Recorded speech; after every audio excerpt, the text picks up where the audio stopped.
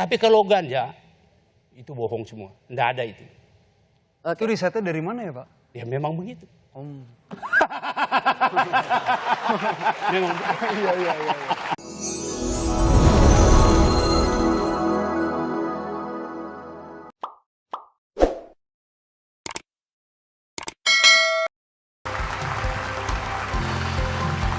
Mitos dan fakta, itulah tema Rosi pada malam hari ini. Tayangan malam hari ini bukan untuk mendorong atau mengajak anak dan remaja untuk menggunakan ganja, tetapi justru untuk membuka diskusi secara terbuka dalam berbagai aspek termasuk fakta dan mitos. Komentar silakan posting @mention @Kompas TV, hashtagnya adalah mitos dan fakta ganja. Banyak negara sudah melegalkan ganja ini. Ada Belanda, Amerika di beberapa negara bagian, padahal dia juga negara PBB yang tunduk pada Konvensi Tunggal PBB tentang narkotika. Mengapa kita tidak bersikap sama dengan negara-negara maju itu, Bung Arman Delpari? Ya, tentu kita mempunyai perbedaan, baik itu hukum nasional kita, adat istiadat kita, dan sejarah kita.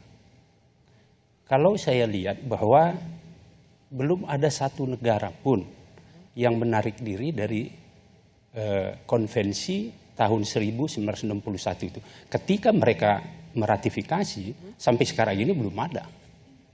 Tapi kalau ada pemakaian yang diperbolehkan secara terbatas, nah saya kira itu masing-masing negara punya kebijaksanaan. Ada sistem metadon, mungkin nanti dokter bisa jelaskan. Bagi para pecandu itu bisa diberikan, tetapi dengan dosis yang berkurang setiap hari, sehingga nanti tingkat ketergantungannya akan pelan-pelan berkurang dan akhirnya hilang. Oke, itu kan artinya artinya penggunaannya juga dikendalikan kan. Jadi pengaturannya, pengendaliannya, kepemilikannya itu semua kan ada batasannya. Kalau di negara tadi yang tidak menarik diri dari Konvensi Tunggal PBB tentang narkotika, karena dia tetap ada batasannya. Amerika misalnya itu tergantung negara bagiannya gitu. Kalau di Belanda, Amsterdam ada daerah tertentu yang bisa bebas, daerah lain mungkin belum bisa juga sebebas itu. Nah, mengapa kita juga tidak bisa mengadopsi itu? Mengapa kita tunduk sepenuhnya bahwa sama sekali berbahaya baik tanamannya maupun seluruh turunannya? Nggak usah seneng gitu. Nah itu dia, saya bilang. Dia kayaknya aku tidak sedang mensupport kamu loh. Baik, saya bilang ketentuan undang-undang kita masih seperti itu. Yang pokoknya tanaman ganja berbahaya total sama sekali. Ya, itu masih ditempatkan dalam golongan 1. Jadi seluruh tumbuhan-tumbuhan yang berasal dari ganja itu tidak boleh. Ganja ya, bukan saya tidak berbicara masalah kandungan di dalamnya. Tapi kalau ganja itu memang tidak boleh sama sekali. Nah kemudian tadi kalau diberikan legalisasi seperti itu, di negara mana pun tidak boleh. Jangankan ngerokok ganja, rokok biasa pun tidak boleh di mana-mana sembarangan. Begitu.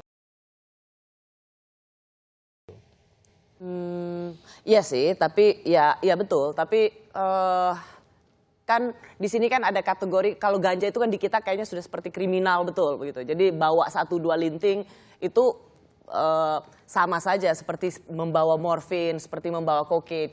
Ini yang ingin ditanyakan, apa iya tanaman itu segitu berbahayanya seperti morfin dan kokain? Tadi Bung Arman mengatakan ya memang itu undang-undang kita mengatakan ini. Kalau kita mengatakan pada Anda, advokasi apa sih sebenarnya yang ingin Anda arahkan? Apakah melegalkan ganja? Tadi ada bilang riset memanfaatkan. Sih, paling enak riset. Karena ini kan kita ngomong awang-awang. Kalau ditanya BNN dari Pak Jeffrey sendiri hasil risetnya nggak ada. Kalau ada mana gitu kan kita nggak pernah disajikan informasi yang berimbang. Terus karena hukumnya juga keras, terus masyarakat jadi tabu. Masyarakat tabu takut jadi ngomong-ngomong. Kecuali Panji pinter bisa ngelawak ya, dia bisa ngomong sembarang.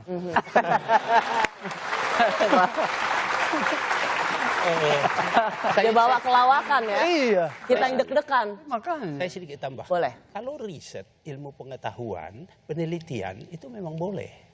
Tapi nggak ada, itu problemnya. Nah kalau itu siapa yang melakukan? Ya bagaimana? Tapi memang boleh Pak riset. Jadi harusnya boleh dong. untuk golongan 1. Boleh.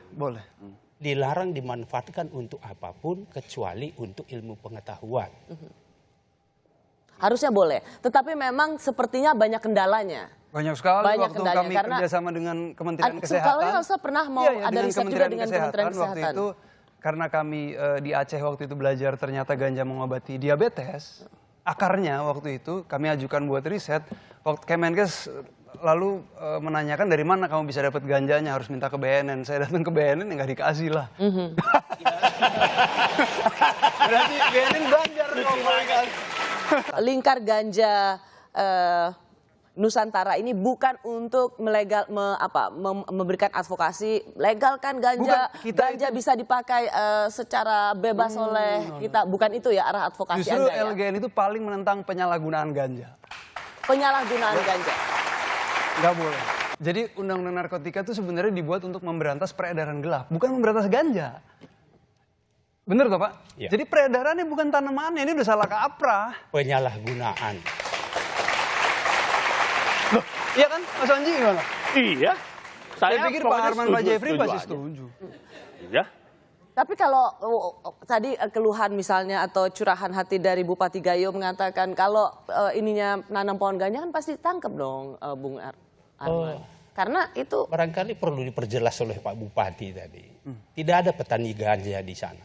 Yang ada itu sindikat-sindikat yang mempengaruhi masyarakat untuk menanam ganja dan mengambil keuntungan. Tidak ada itu di Gayo, coba tanya. Kalau ada di sini. Nggak ada yang mau ngaku tapi. Memang tidak ada dari dulu. Dan pertanyaannya lagi, kalaupun kita ekspor, siapa yang mau beli? Dari dulu nggak ada tuh gimana Siapa yang mau Pak? impor? Saya bertanya. Sebelum ada undang-undang narkotika ada nggak petani ganja di Aceh?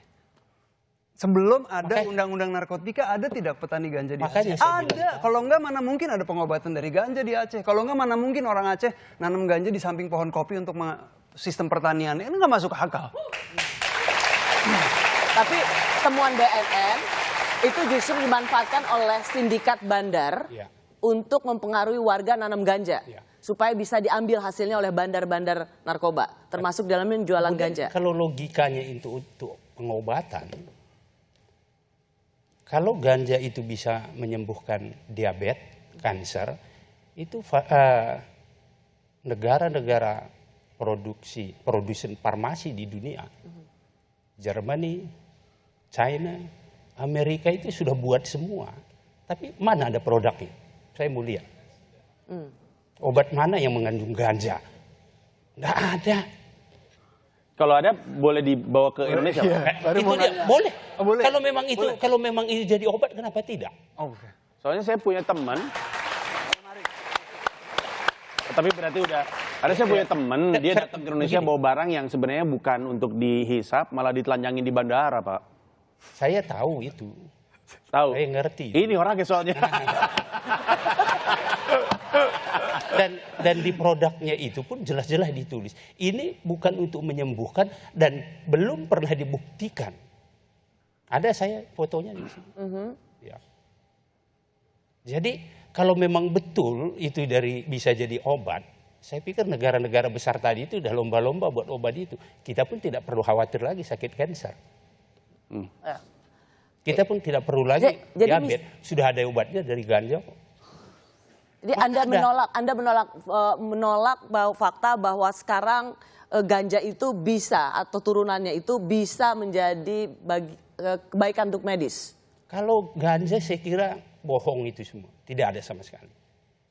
Oke. Kalau misalnya ada zat-zat tertentu di dalamnya bisa dimanfaatkan seperti THC, tetrahydrocannabinoid kalau tidak salah, itu boleh mungkin digunakan untuk penenang. Tapi kalau ganja, itu bohong semua. Tidak ada itu. Itu risetnya dari mana ya Pak? Ya memang begitu. Memang. Iya. Memang. Iya.